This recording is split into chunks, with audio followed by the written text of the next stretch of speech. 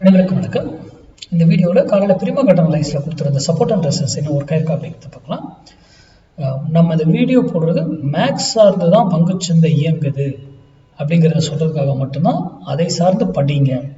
உங்கள் பகுதியில் உங்களுக்கு தெரிஞ்சவங்க யாராவது சொல்லி கொடுத்தா அதை கற்றுக்கிட்டு அது ஒர்க்காக தான் செக் பண்ணிட்டு ட்ரேட் பண்ணுங்க. ஓகேங்களா? யாரோ யூடியூப், இன்ஸ்டா, ஃபேஸ்புக் இந்த மாதிரி பப்ளிக் டொமைனில் கொடுக்குறது நம்பாது. இன்க்ளூடிங் மீ, நான் கொடுக்குறது சேர்த்து தான் சொல்கிறேன்.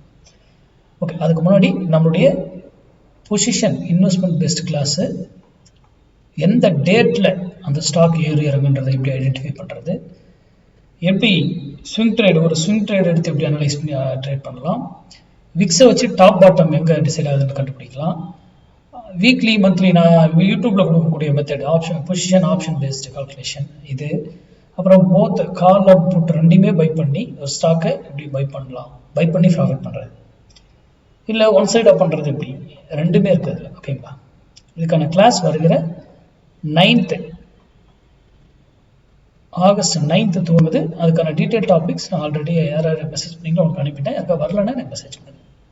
சரி, இன்னைக்கு நம்ம கொடுத்துருந்த ஸ்ட்ரைக் 24,200 கால் 132 rupees சப்போர்ட் எடுத்தால் நிஃப்டி ஏறுவதற்கும் 132 rupees ரெசன்ஸ் எடுத்தால் நிஃப்டி இறங்குவதற்குமான வாய்ப்புகள் இருக்கணும்.